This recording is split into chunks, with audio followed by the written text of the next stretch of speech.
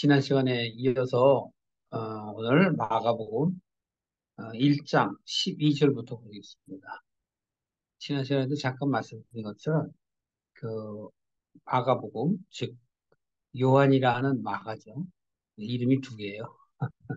보통 때는 평상시는 이제 요한이라고 불렀고, 특히 이제 복음서 쓸 때는 이제 마가라는 이름으로 쓰고, 여러분 잘 알다시피 마가의 다락방 아시죠? 오순절날 성령이 크게 임하셔서 정말 어,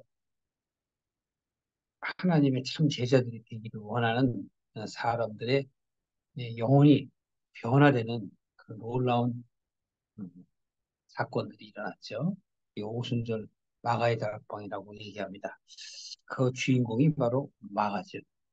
마가는 그렇게 그 다락방이라고 하지만 우리나라의 그런 조그만 그 다락방이 아니고 엄청나게 큰 거죠.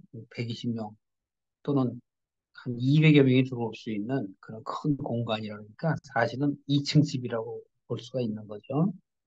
그것도 엄청나게 큰 부자였다라고 보여집니다.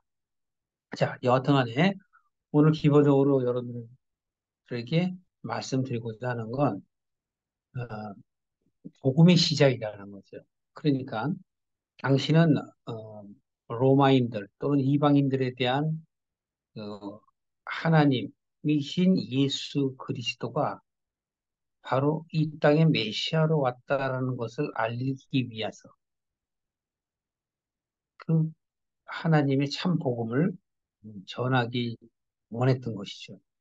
그래서 되게 요약으로 나오지만 군더더기가 없어요. 그냥 그래서 바로 그냥 1절에 보면 예수 그리스도, 하나님의 아들인 예수 그리스도의 복음의 시작이다. 이렇게 표현을 하죠. 그래서 여러분들이 다시 한번 자신의 복음, 자신의 믿음을 다시 한번 돌아보는 그런 계기가 되었으면 한다고 제가 말씀드린 바가 있습니다. 그래서 지난 시간에는 마태복음 4장에 보면은 자세하게 나와 있어요. 사실 누가복음에도 그렇고 그럼에도 불구하고 1절에서 11절까지는 간단하게 나왔습니다. 그다음에 하나님께서 어떻게 말씀하시는가. 사실은 우리가 오늘 15절에 보면은 때가 찼고 하나님의 나라가 가까웠으니 그죠? 그렇기 때문에 어떻게 하라고? 회개와 복음을 믿으라 하였나. 그 복음을 믿으려면 어떠해야 돼요? 회개가 있어야 돼요. 그래서 세례 요한은 뭐라고 얘기했습니까? 천국이 가까웠느니 그랬죠. 회개하라, 천국이 가까웠느니라.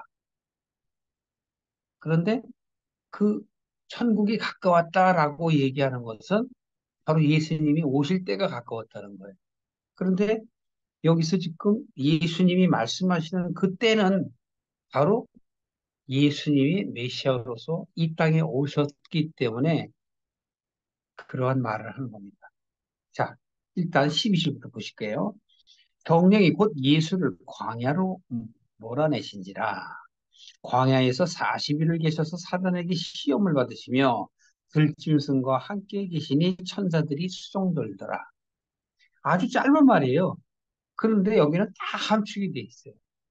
모든 역사적인 사실이 오랫동안 나타났던 일들이죠.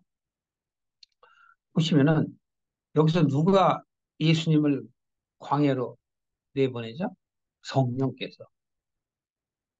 그러니까 성령께서는 하나님과 함께 하셨다라는 걸 얘기해요. 요한복음 1장 1절에 보는 거하고 똑같은 거예요. 바로 예수님이 하나님과 함께 계셨고 성령님이 함께 계셨어요. 지금 이 시간에도 성령님이 함께 하시는 거예요. 그래서 성령이 예수님을 어떻게 해요? 광야로 보내시는 거라고 말해요. 표현이 좀 여기 개역 한글에서는 좀 이상하게 됐는데, 그런데 여기서 바로 하나님의 계획대로 예수님이 인생을 살아가시는 거죠. 그런데 13절에 보면 광야에서 40일을 계셨대요. 여기서 얘기하는 40일은 무엇을 예비하냐면 바로 모세 시대 때 크게 우리가 구약을 나눈다면 아브라함 시대 이전 시대와 아브라함 이후 시대를 나타낼 수가 있고, 그리고 아브라함 이후 시대에 모세 시대를 나타낼 수가 있는 거예요. 그러니까 모세는 어떻게 된 거죠? 애굽에서 430여 년간 종살이하던 이스라엘 민족들을 바로 하나님의 뜻대로 어떻게 하는 거죠? 출애굽을 시키는 거죠. 그래서 그 출애굽 사건이 엄청 큰 사건이란 말이에요. 그런데 출애굽이라는 사건이 사실은 영적으로 말하면 무엇이냐면 세상에서 하나님으로 옮겨지는 거예요. 사도 바울은 로마서 8장에서 그걸 분명하게 말씀드린 게 사망에서 생명으로 옮겼다고 이렇게 표현을 합니다. 사망의 법에서 생명의 법으로. 그렇게 표현을 하며 8장 이후에 바로 우리가 참된 메시지를 갖고 오신 예수 그리스도를 만남으로 인하여 구원을 받았다는 걸 쭉 기록을 해놨어요. 여기서 지금 40일을 광야에서 계셨다라는 건 출애굽해서 광야에서 40년 있었던 것을 예수님은 하나님의 계획대로 수많은 오랜 세월을 이 세상에 살지 않기 때문에 축약해서 바로 40일을 그 광야 생활을 대신하는 거예요. 광야는 제가 출애굽 설교 때 뭐라고 말씀하셨습니까? 광야는 광야 학교예요. 세상의 것들을 빼어내는 잘못된 생각들을 바로 내려놓는 기회를 우리에게 주시는 것이 바로 40년입니다. 그래서 이제 또 우리 신약 시대 때에도 보면은 40년에 가까운 내용들이 많이 나와요. 예를 들어서 38년 된 병자, 또 혈류병 환자 이런 얘기를 할 때 그 38년이라는 걸 40년과 가까운 거예요. 그러니까 그런 의미로 여러분들이 나중에 생각을 하셔야 돼요. 예수님께서도 40년을 40일 동안으로 바꿔서 실제적으로 드러내시는 거예요. 그래서 40일 동안을 계셨다는 건 바로 우리 인간들의 불신적인 그 마음들을 훈련하는, 즉 내려놓게 하시는 예수님의 대신, 우리 대신 사역이에요. 예수라 하면 저들의 죄에서 구원하실 자라는 이름이잖아요. 그래서 예수님께서는 우리를 대신해서, 민족을 대신해서, 나라를 대신해서 40일을 광야에서 시험을 받으시는 거예요. 그런데 여기도 보신 바 사단에게 시험을 받죠. 사단에게 시험을 받으시고 또 들짐승들과 함께 계시다. 그 들짐승이 바로 무엇을 표현할까요? 성경에서 얘기하는 사람, 짐승 이러한 내용들은 바로 무엇을 의미하냐면 사람이 되어야 함에도 수준이 사람에 이르지 못하는 것을 짐승이라고 얘기하는 거예요. 이건 영적인 걸 얘기하는 겁니다, 여러분. 잘 생각을 해보세요. 그러니까 성경에서 나오는 건 다 비유예요. 사람, 나무도 마찬가지죠. 나무도 무엇을 얘기해요? 열매를 맺는 나무가 되어야 되잖아요. 포도나무 가지 얘기할 때도 그렇죠. 우리가 예수님을 표현할 때 예수님께서 나는 포도나무요, 너희는 가지니 그렇게 표현하시잖아요. 그런데 또 무화과 나무로 표현하실 때도 있어요. 열매를 맺지 못하면 무화과 나무를 나중에 어떻게 하세요? 저주하세요. 저주라는 건 넌 아주 못될 것이야 라고 얘기하는 뜻이 아니라 내가 바꾸지 않으면 너는 영원히 열매를 맺지 못하는 그냥 무화과일 뿐이야 라고 하시는 거예요. 그러니까 그런 전체적인 의미를 아시려면 여러분들이 성경을 처음부터 끝까지를 쭉 보셔야 돼요. 그래야 말씀이 나오면 그런 것을 하나님께서 생각나게 하시는 거예요. 그래서 여기서도 보면은 바로 간략하게 얘기했지만 광야에서 바로 출애굽을 대신한 우리들의 잘못된 생각을 돌이키게 하기 위해서 40일 동안을 사단에게 시험을 받으세요. 여기서 시험을 받을 때 여러분 마태복음 40장 아니 마태복음 4장에서 보시면 자세하게 나와 있어요. 첫 번째는 뭐죠? 돌을 떡이 되게 하라. 두 번째는 성전 아주 높은 데 올라가 갖고 성전은 아니지 높은 데 올라가서 뛰어내리라. 그러면 하나님이 너를 다치지 않게 너를 세우실 거다. 또 세 번째는 경배하라. 근데 이 모든 것들을 예수님께서는 말씀으로 다 얘기하시죠. 그것도 본인의 말로 하는 게 아니라 성경에 하나님께서 말씀하셨던 그 예를 들어서 다 얘기해요. 첫 번째 경우 같은 경우는 신명기 8장에 얘기를 하죠. 그리고 또 그 뛰어내리라 하는 그 내용도 있잖아요. 그런 것도 역시 신명기 6장 얘기하는 거예요.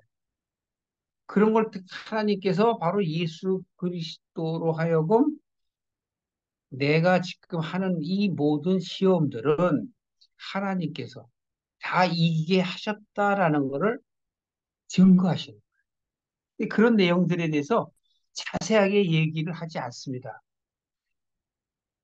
마태복음이나 누가복음에서는 아주 자세하게 기술이 되어 있어요. 그러니까 여러분들이 이게 참조하시면 돼요. 여기서는 우리가 마가의 입장에서 성경을 봐야 되기 때문에 여기서 우리가 중요하게 여기는 건 바로 뭐냐? 성령께서 예수님을 광야로 보내셨다는 것. 두 번째는 예수님께서 40일 동안 시험을 받으셨다는 것. 세 번째는 들짐승과 함께 계셨다는 것. 그랬더니 천사가 수종들더라. 결국은 승리했다라는 표현들을 약하게 마가는 이야기합니다. 자, 14절에 보시면요. 요한이 잡힌 후에 예수께서 갈릴리에 오셔서 하나님의 복음을 전파하여 가라사대. 뭘 전해요? 하나님의 복음. 하나님의 복음은 뭐죠? 예수님이 그리스도 되신 것. 바로 하나님이 그리스도인 예수를 통해서 당신의 뜻을 표현하시는 거예요. 그러니까 예수님께서는 그걸 복음을 전파하는 거예요.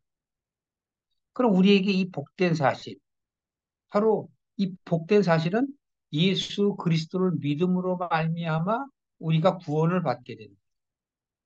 그게 바로 복음이란 말이에요. 그게 바로 진리의 말씀이고 구원의 말씀이고 다른 말로 간단하게 복음, 굿 뉴스다 이렇게 얘기하는 거예요. 우리로서는 하나님께 스스로 하나님께 나아갈 수가 없기 때문에 예수 그리스도를 매개체로 하여 중보자로 하여 구원자로 하여 하나님께 갈 수 있다라는 아주 좋은 소식을 우리에게 알려주시는 거예요. 그래서 요한이 잡힌 후라고 표현하는 건 아주 간단하게 얘기해요.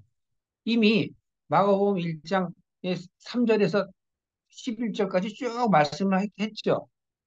그러니까 세례 요한에 대해서 간단하게 여기서 얘기하고 바로 이제 예수 그리스도의 사역에 관해서 예수님이 어떠한 분인가를 성경에 마가는 말하고 있는 것입니다.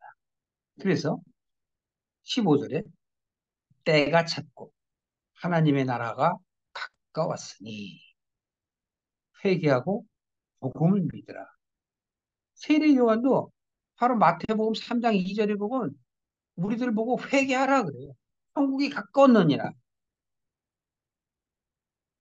또 마태복음에서는 예수님께서도 이렇게 똑같이 얘기를 해요. 회개하라, 천국이 가까웠느니라.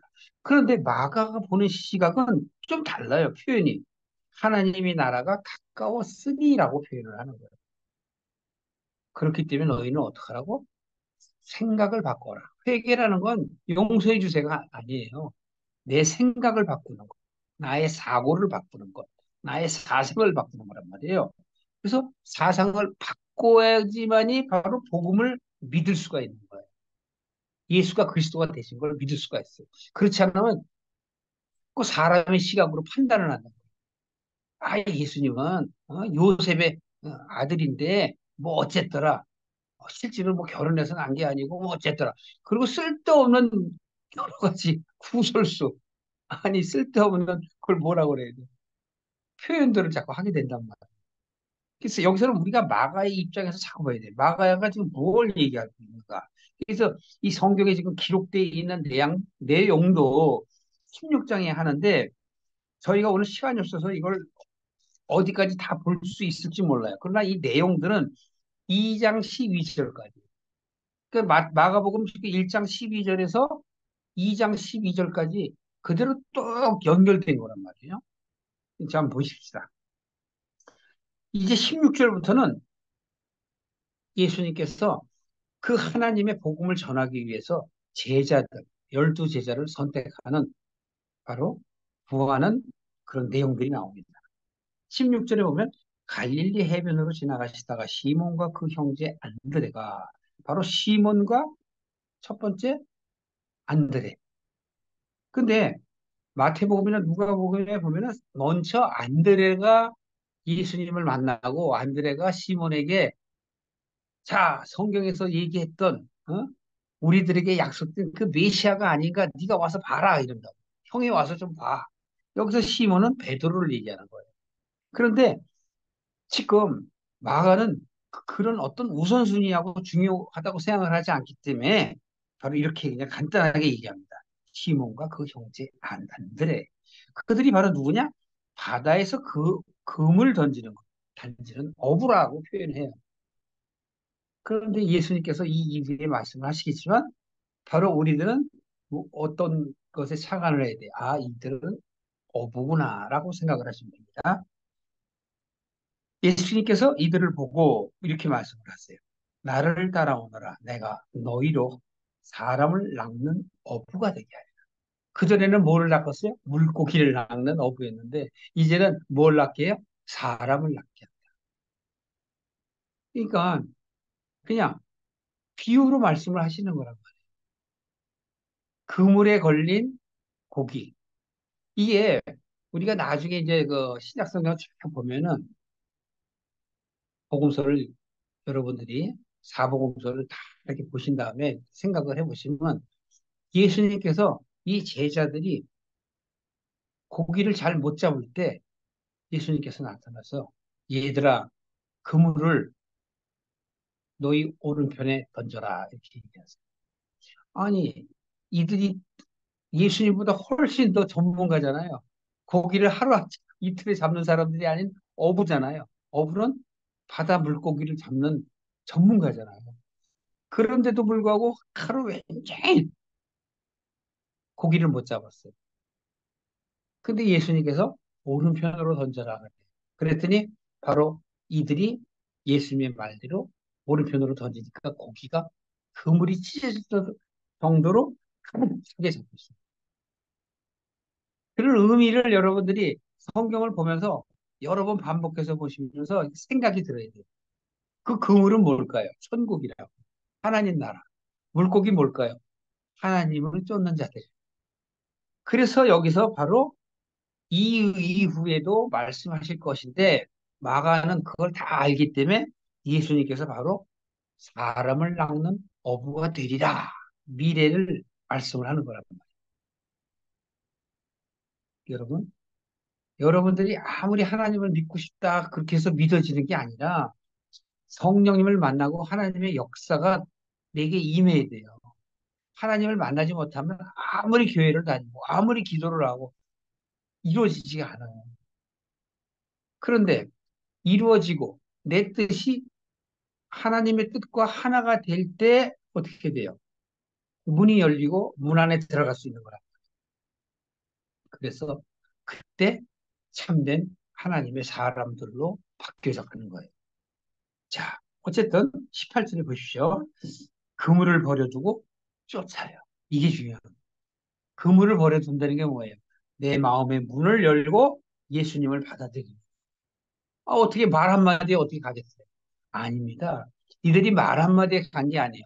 그렇기 때문에 여러분들은 다른 복음서를 자꾸 보고 내 마음을 느껴야 돼요. 이들은 이미 준비된 자들이에요. 요한복음의 4장에 가서도 사마리아 여인을 만날 터인데 그 사마리아 여인이 예수님을 만나는 것은 바로 준비된 자이기 때문에 그래요. 여러분들도 예수님을 만나려면 조금 전에 제가 말씀드린 것처럼 마음의 문을 열 준비가 되어야만 되는 거예요. 그래야 예수님을 쫓을 수 있어요.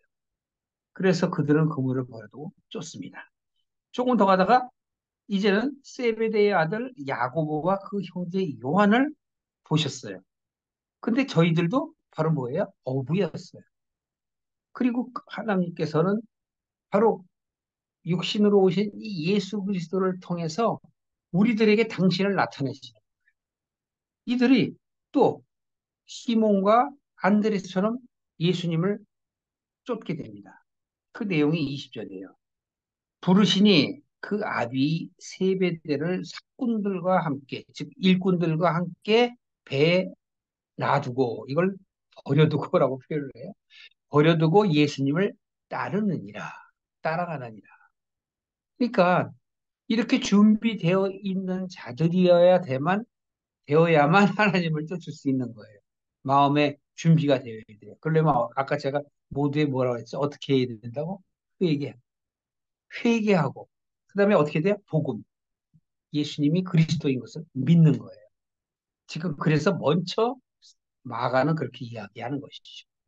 21절에 저희가 가버나움에 들어갔냐. 여기서 가버나움도 처음에 갈릴리 얘기했죠? 두 번째 가버나움 얘기예요. 갈릴리도 바로 뭐예요? 해변이라고 그러죠? 물가. 그러면 성경에서 얘기하는 이 갈릴리, 바다, 이런 것은 세상을 얘기하는 그 세상, 즉 갈릴리 호수지만 거기서 일하는 일꾼들, 즉 어부들은 바로 무엇을 의미해요? 세상의 가치를 쫓는 자들을 얘기하는 거예요. 여기서 가버나움도 마찬가지입니다. 가버나움도 이 장소가 바로 우리들에게 의미하는 바가 있어요.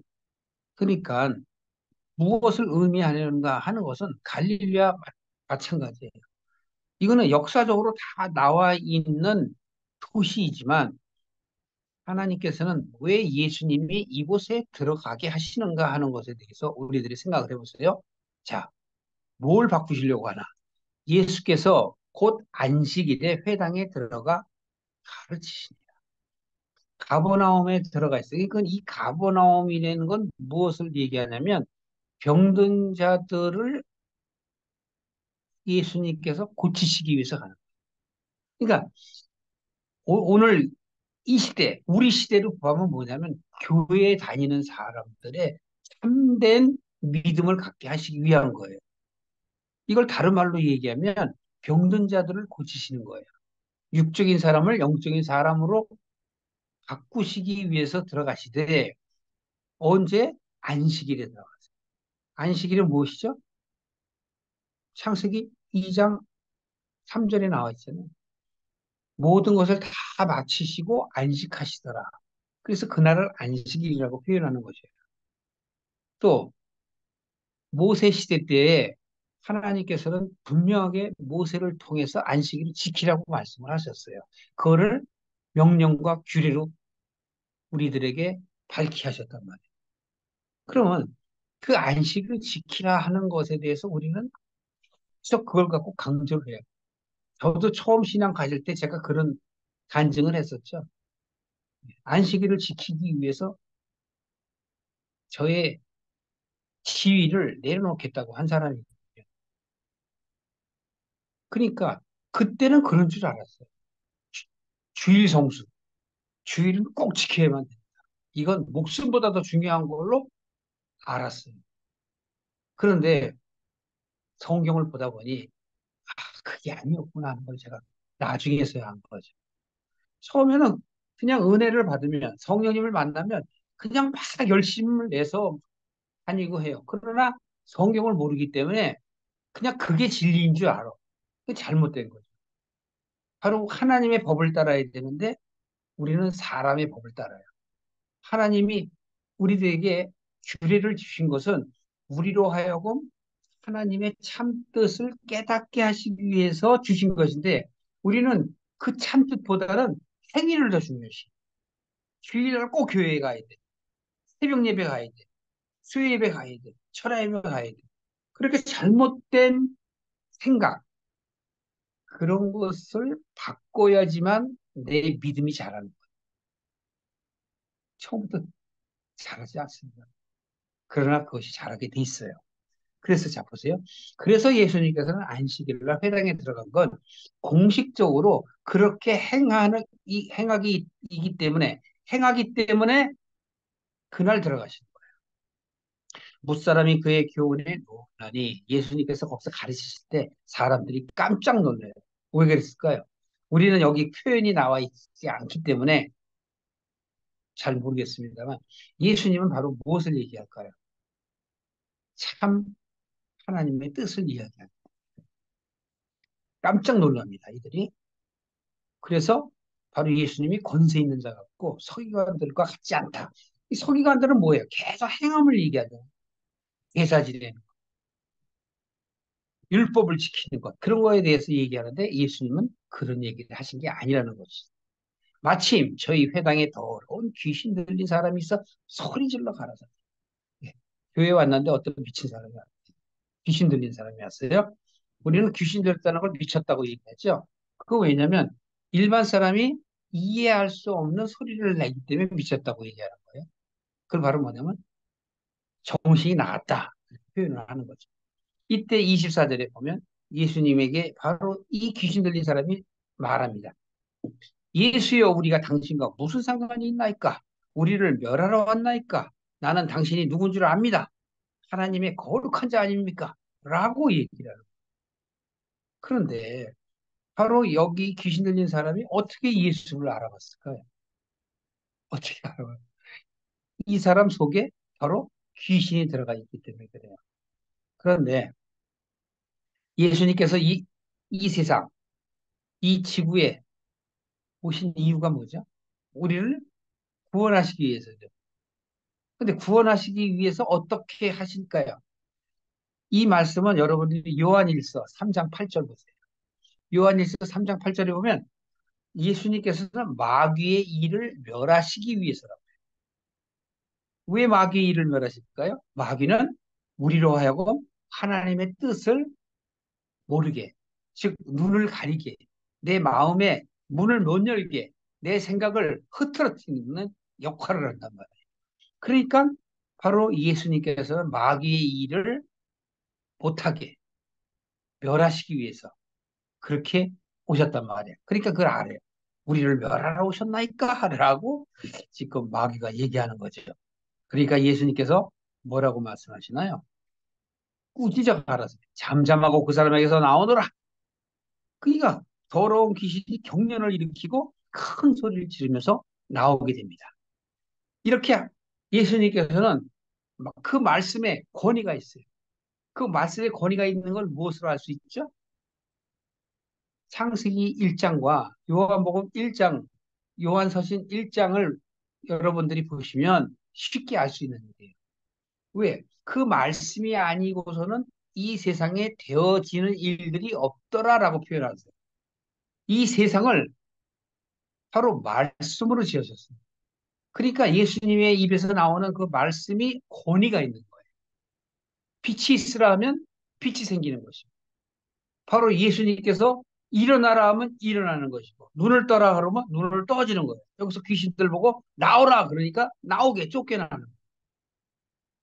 그렇다고 우리가 예수님처럼 하려고 그러면 안 돼요.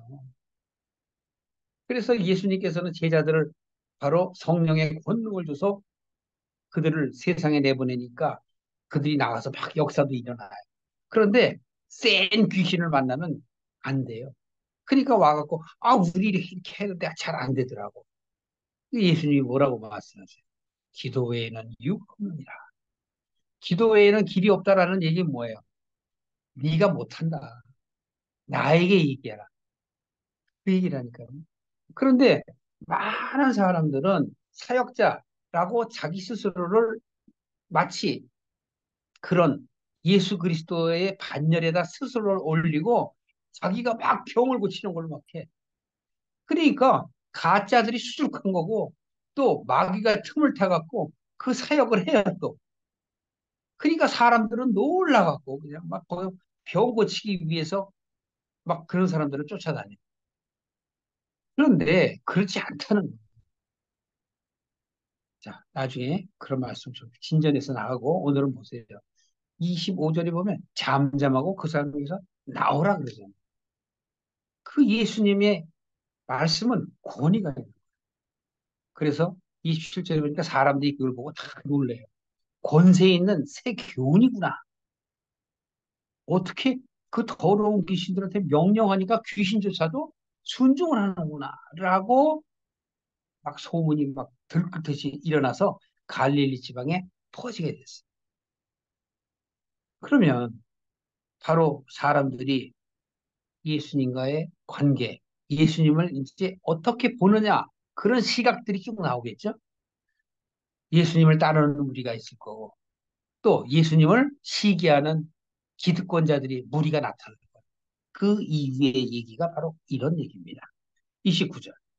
회당에서 나와서 곧 야고보와 요한과 또 시몬과 안드레의 집에 들어가시니, 여기서 시몬은 베드로입니다. 베드로 집에 간 거예요. 시몬의 장모가 열병으로 누웠는지라. 아까는 귀신 들린 자인데 여기서는 뭐죠? 열병. 열병으로 누웠는지라 사람들이 곧 그의 일로 예수께 여짜온대 나아가서 그 손을 잡아 일으키시니, 이거는 이제 다른 복음서를 보면 여러 얘기가 나오죠. 그 손을 잡아서 일으킨다는. 또 어떤 소녀를 병든 자, 그 귀신 들린 아이를 할 때 나리닥품이라는 또 표현을 써요. 그러니까 여기서 우리는 바로 이 마가가 왜 이렇게 간단하게 잡았는가? 지금 병을 고치는 이 사역이 중요한 거라고 이야기를 안 해요, 마가는. 그러니까 어디에 포커스? 예수님이 그리스도 되신 것에 포커스를 맞추는 것 뿐이에요. 그래서 간략간략하게 얘기를 하는 거예요. 열병으로 누워있는 그 장모를 손을 잡아서 일으키니 열병이 떠나가고 그 여자가, 즉 장모가, 베드로의 장모가 수종들더라. 이렇게 얘기합니다. 결국 수종든다는 건 뭐죠? 예수님을 따른다는 얘기입니다. 마르다와 마리아 얘기할 때 마르다가 예수님을 수종들더라. 그러면 예수님을 따른다는 얘기지, 막 뭐 접대하고 그런 세상적인 얘기가 아니에요. 물론 겉으로는 그렇게 보이시겠지만 그걸 그렇게 받아들이면 안 돼. 여기서 열병을 앓는다라는 것도 뭐냐면 베드로의 장모가 예수님의 구원을 받기 위한 준비가 돼 있는 거예요. 그래서 베드로의 장모. 왜 하필이면 베드로 장모입니까? 준비돼 있는 거예요. 예수님이 바로 그리스도라는 것을 나타내기 위해서 다 미리 하나님이 다 준비해 놓으신 거예요. 열병이라는 건 옛 생각에서 이제는 새 생각을 갖는, 회개하는 한 나이 먹은 여인을 얘기하는 거예요. 여인은 뭐라고 표현하죠? 성경에서 은혜 받은 자. 그러니까 여기서는 바로 나이 먹었다는 것은 그때까지도 변하지 않았던 신앙생활을 오래 한 사람도 예수님을 만나서 바로 어떻게 돼요? 구원을 받을 수 있다라는 걸 얘기하는 거예요. 구원의 대상을 얘기하는 겁니다. 그래서 32절에 보면 저물어 해질 때 모든 병자와 귀신 들린 자들이 예수님께 잔뜩 오게 됩니다. 그래서 온 동네가 문 앞에 모였다. 그런 인산인해를 나타내는 거죠. 근데 언제? 저물어 해질 때. 이 저물어 해질 때는 바로 뭐냐면 안식일이 끝나는 날을 얘기하다. 성경에 안식일날 아무것도 하지 말라고 그랬죠? 너나 네 집안에 유한한 객이나 일꾼들도 일하지 말라고 그랬어요. 그러니까 안식일날 일을 해야 돼요? 안 해야 돼요? 안 해야 돼요. 지금 그걸 예수님이 말씀하시려고 안식일날 회당에 들어가서 가르치세요. 안식일날 이 복음을 전하는 것, 가르치는 거는 상관이 없죠.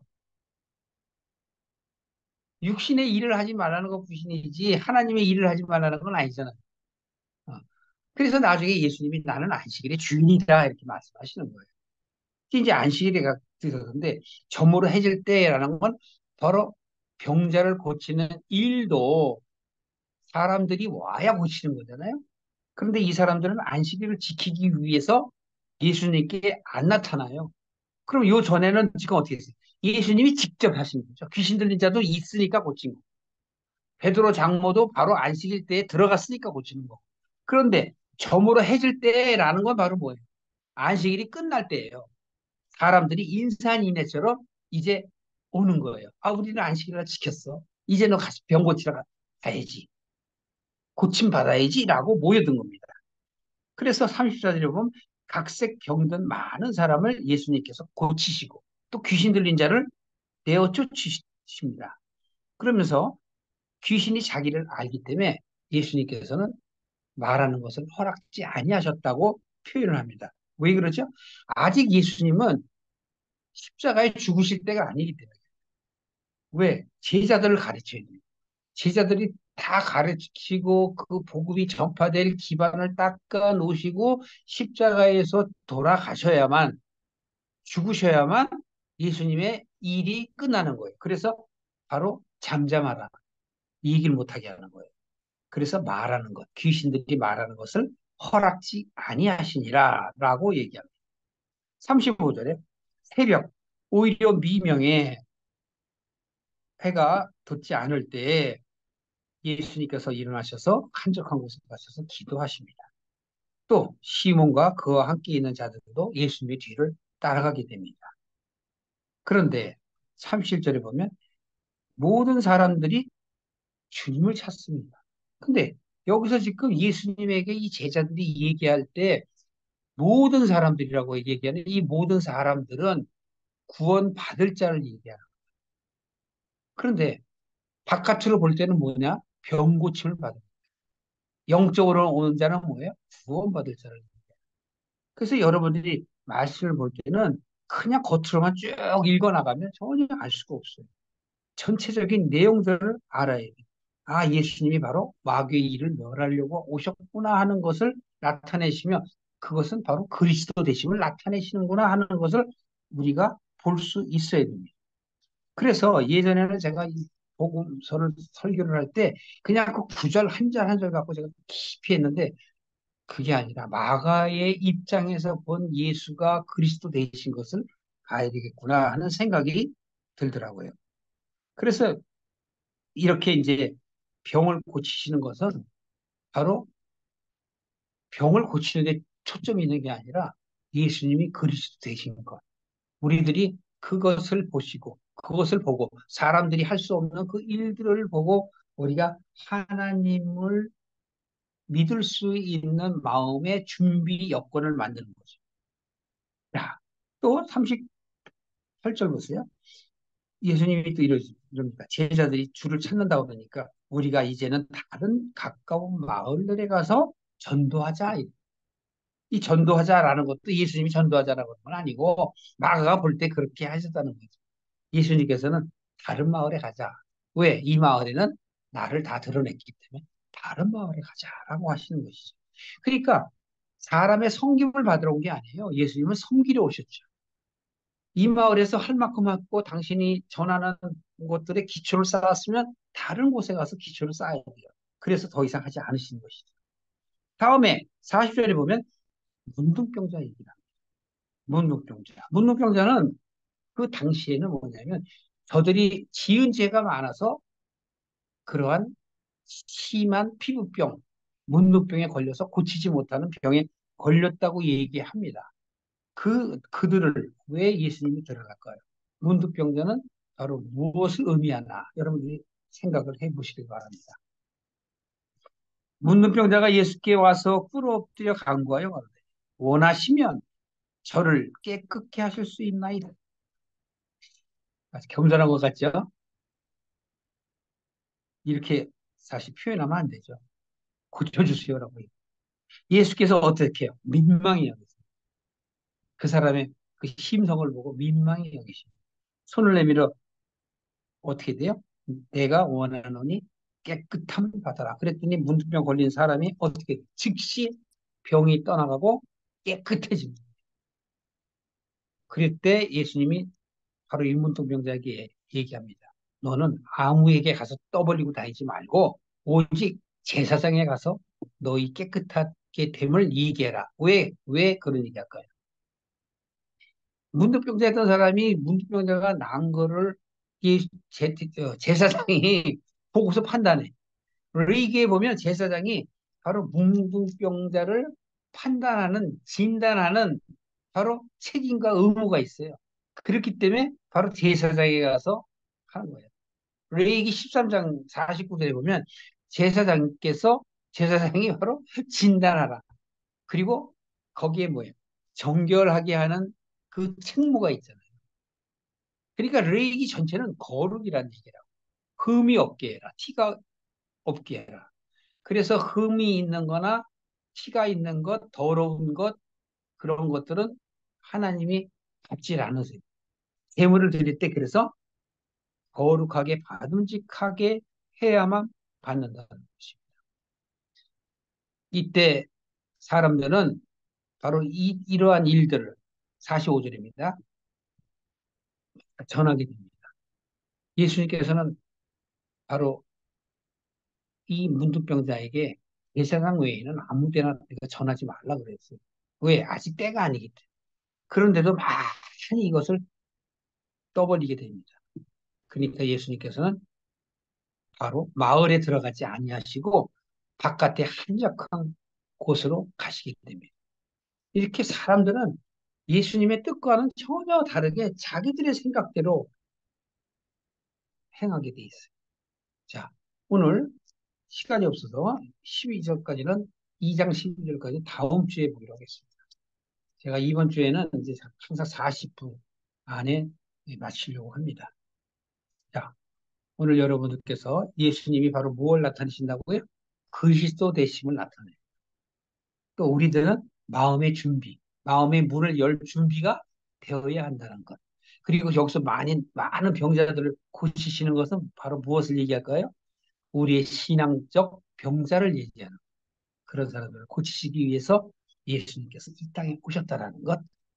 또 그것을 세분화해서 마귀의 일을 멸하시기 위해서 오셨다는 것. 그거 여러분 기억해 주시기 바랍니다.